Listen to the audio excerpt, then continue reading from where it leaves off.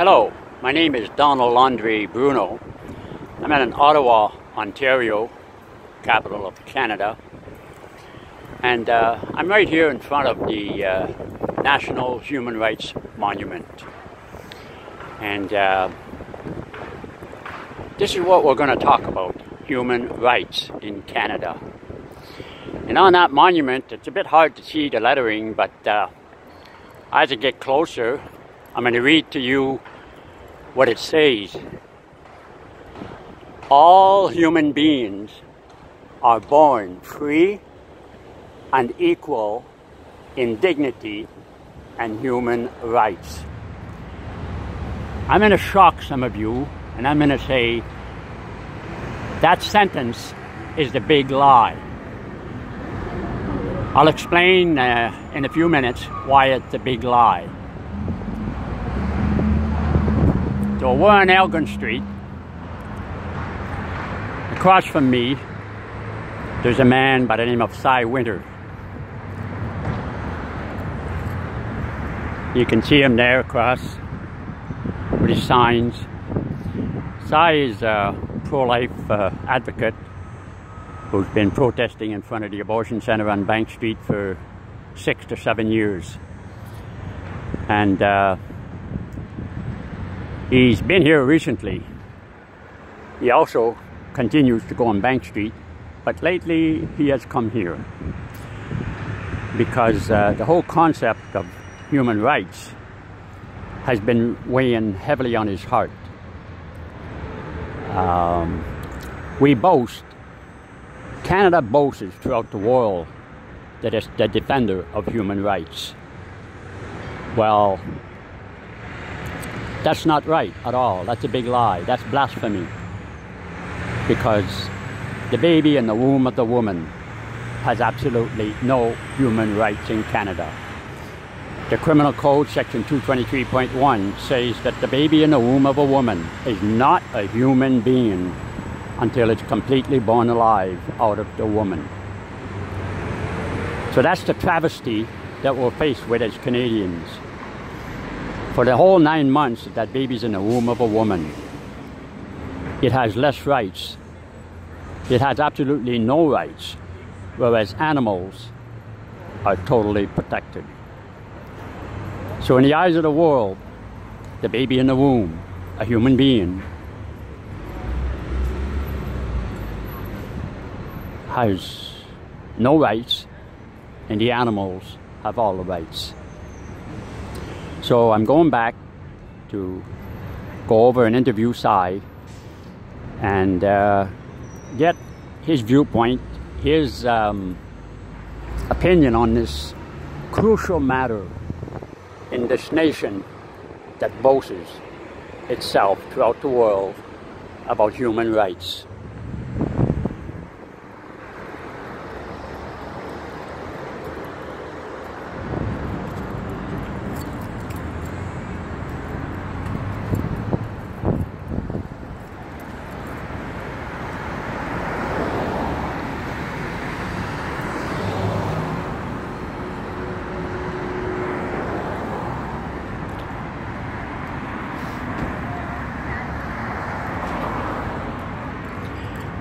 Now, when you think of the word human rights,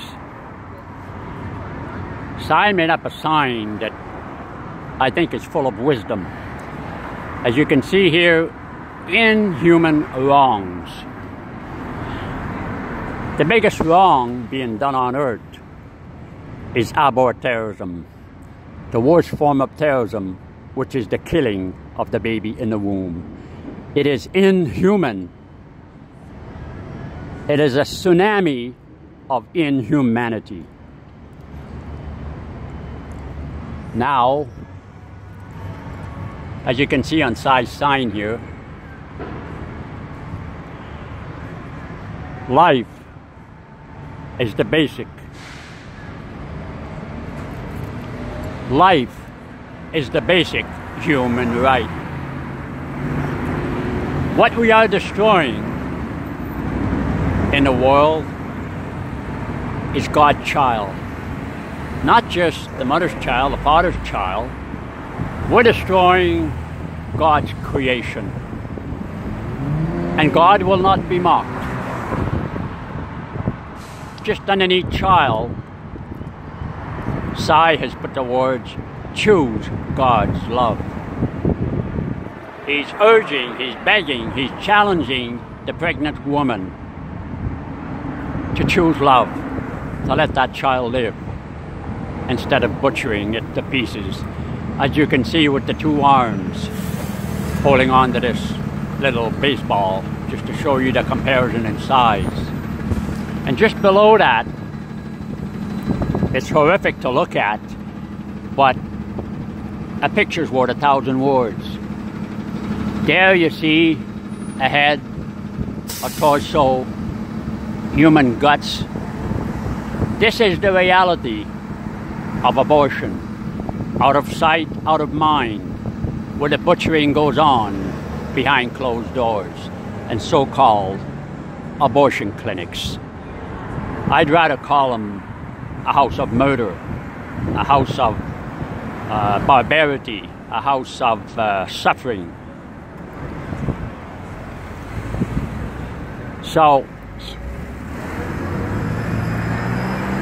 I'm going to interview Cy and ask him why he put the word Inhuman Wrongs monument down and why he's here.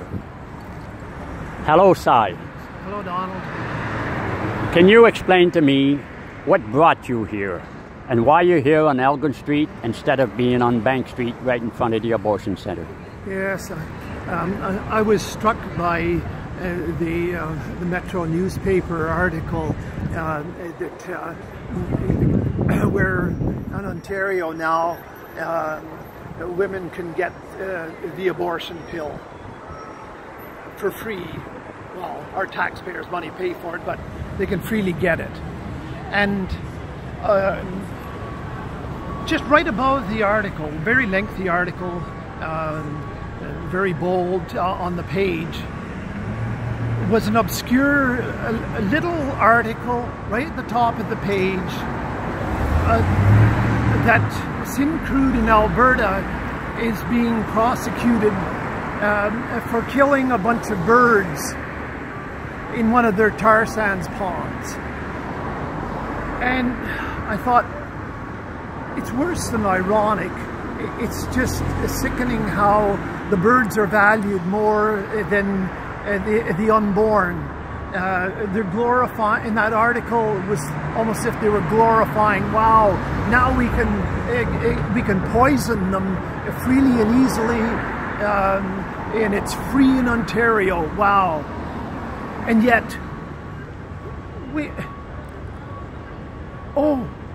the birds, somebody killed some birds.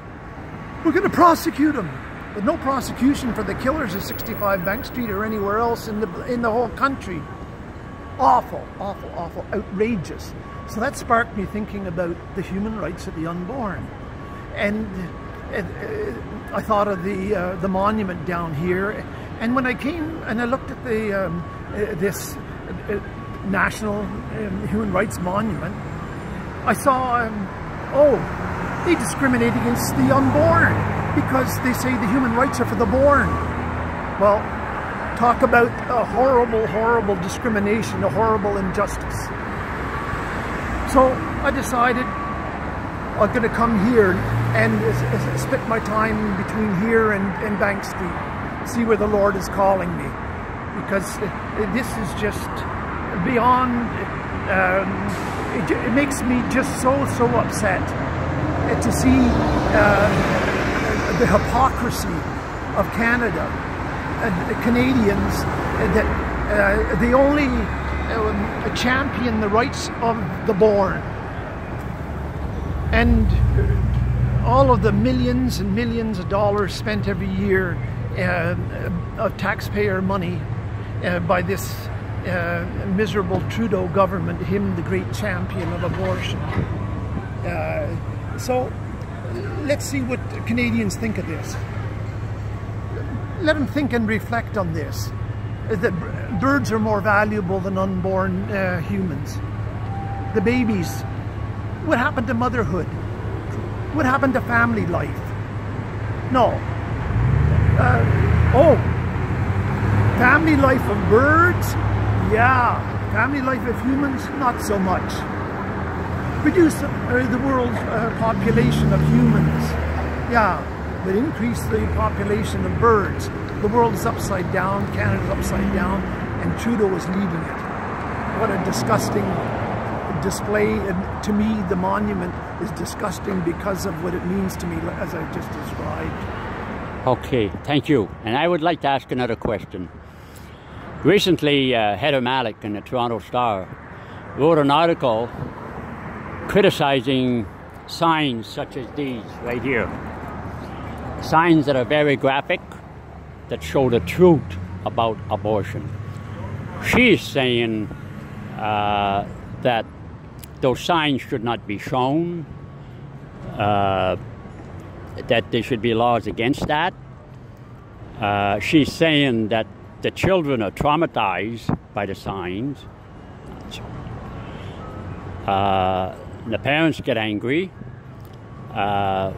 What would it be, from your experience as a pro-life advocate, having these signs, what would you have to say to somebody that tells you you should not have a sign like that in public? What would you say to them in regards to abortion? I'd probably ask them a question right off. Why do you want to keep secret this horror? Because the actual killing of the babies is a zillion times worse than the sign, and you want to keep the reality a secret. This bubble zone that Malik has finally pushed for is a secrecy zone. It's not a safety zone. All the laws provide whatever security is possible at the clinic. It's all about secrecy. So I'm exposing their secret. Others, like Donald, like you, Donald, are exposing the secret. Father Tony and all people across Canada, CCBR, Show the Truth, and all of these are exposing the secret, and this is what they hate. They want to keep the secret so they don't have the consciences pricked. So, Malik, she can lie about me all she wants. She can repeat the lies of Shayna Hodson, the killer at 65 Bank Street, who says that I'm the one who's doing the spitting, saying that I'm the one who's harassing, saying that I'm the one who's blocking people. No, I never have done. They'd see it all on the camera, but the public doesn't. And this article that she wrote has brought a torrent of abuse of me on Bank Street because of it. Her libelous article has brought more than just the verbal abuse, physical. I've had my lip black and blued, I've had my arms scraped badly. Two men tried to literally throw me under the bus off the sidewalk, screaming and yelling. All of this has happened because of the lies that started with Malik's article. Secrecy be damned. No. We're here for in Jesus' name to save Jesus' babies. It's as simple as that. Okay, another question. Can you share some cases where babies were saved because the pregnant mother on the way to the abortion clinic saw your sign and changed her mind? Can you give a case or two, or what's your comment on that? Well, six in the last 6 years, so that's one a year.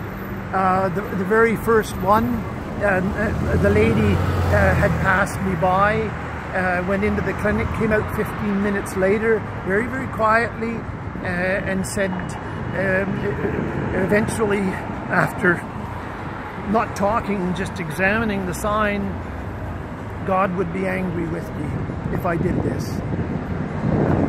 And she said, I have family who'll take care of this one. She says, I already have two. I can't handle this one, but my community will help.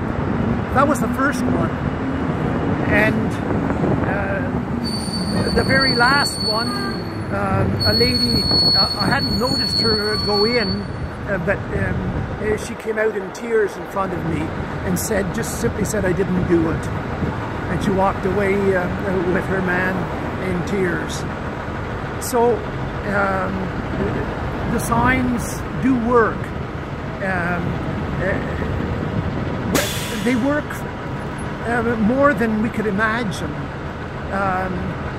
People who would never say anything to me by the thousands over the years have seen the signs, the message, it gets there. So children don't get upset unless their parents get upset. This is borne out many, many times, not only myself over the years. I've had children playing around my signs, say, "Mommy, what's that?" "Oh, well," sometimes there'll be the odd parent will educate the child right in front of me. A couple of parents have brought their children to me, and I'm talking from 6 to 10-year-olds, to educate them about abortion, showing them the sign, everything, calmly and succinctly saying what it's about in a way that's suitable for the child. And it's always the parents who educate. So on that issue, it's the adults who presume that the children are totally traumatized. Well, whatever bit of harm that it does, I think it's way, way offset by the good that it does saving the babies. Thank you. Could we say, my little comment on this, could we say that the parents are using their children as an excuse to come against the graphic image because they most likely have had an abortion in their past life? And so you with your graphic sign, or me, we're triggering their conscience. And they're angry because then we're forcing them to deal with their guilt. Yes, sometimes. I'd say it may be 50-50. There are just some parents who are concerned, who don't understand that the children don't understand the graphic that are there. We have our adult sensibilities refined. We see something, we readily grasp it. The children don't. But these parents who just look out for their children, of course, it's a very emotional thing for them, and it's natural. Hey, protect your children, of course. But as you say, it's also used as a weapon. The children are used as a weapon. And then when the children are happen the odd time, the child is there, and the child it goes away a lot more upset after than before because the parents freaked out with the child there. So that's basically what my experience. Okay. Thank you. And in closing, the comment I'd like to make in respect of the Human Rights Monument is, I think we're of the same mind here that we encourage, we challenge Canadians, Catholics out in Canada to really take this to heart, the rights of the baby in the womb, and ask themselves, what can I do to fight this genocide, as your sign says? The abor-terrorism. Yeah, to fight the abor-terrorism. The worst form of terrorism in a place that should be the most safe, the womb of the woman. Yeah. So, people out there, can we get on our knees and go before the Lord and say, Lord, what would you have me do as far as fighting for the life, for example, of your little George here? Yes. The baby that you have in front of you, yeah, you know? About a 20-week-old. To save that little life, you know? What can I do? Because we're all different. God uses us in different ways. But the big deal is to offer ourselves to God. Eh, Si? Absolutely. And if I could add to that, the Our Lady of Guadalupe appeared with a special message for the unborn, protectors of the unborn. That I think a lot of thought, and more thought should be given to that. And I'll follow up on Our Lady of Guadalupe in some Facebook articles. I've discovered something about that image that was put on Juan's cloak, that in certain lighting and a certain distance, shows the face of Jesus from the Shroud of Turin. It's a striking resemblance, and so I'm going to do more on that. And with that thought, the mother of Jesus, he was tiny like George at one time in his mother's womb. Mary knows that. And 500 years ago, and 1500 years after Jesus, after the Shroud of Turin was made in the tomb, wow, there's a message here from that Jesus is using Mary, his mother, again. Something similar to how he's used her at Fatima and at Lourdes. And for me, as someone who champions the unborn, I feel a special closeness to Our Lady of Guadalupe for this. And having seen this picture the way it is, I'm going to spread that message, and we'll see where that goes. Thank you, Don. Yeah. So thank you very much, Cy, for sharing about human rights. So we keep up the fight, and one baby at a time, eh? One baby at a time. Save one baby at a time. Yeah, yeah. Changing hearts and minds, hopefully, and God has the last word. So we leave you with this. The last thought we want to leave you with is life is the basic human right. So let us pray that Canada has a revival, that the Canadians will have a revival. Absolutely. And instead of killing the child in the womb, they will, as Cy's sign says here, choose God's love. Amen.